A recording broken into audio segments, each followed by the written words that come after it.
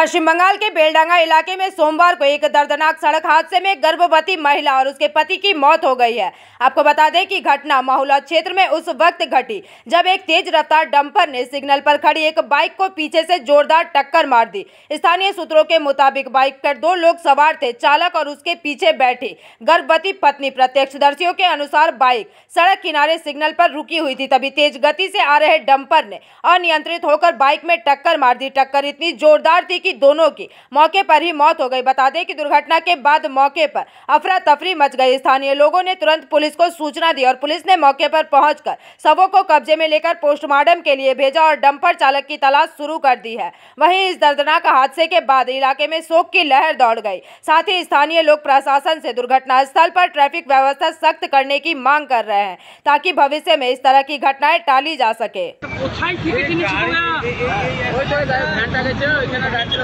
দুই মুখে দুটো মুখা বাম্পার দিতে এই মুখা মুখা সব বাম্পার দিতে খালি ছেড়ে দে। এটা 2 নম্বর হলো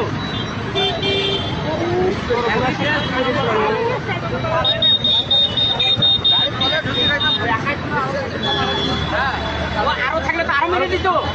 5টা লোক তো 5 জনের জটা ছিল সবই তো তুমি দিত।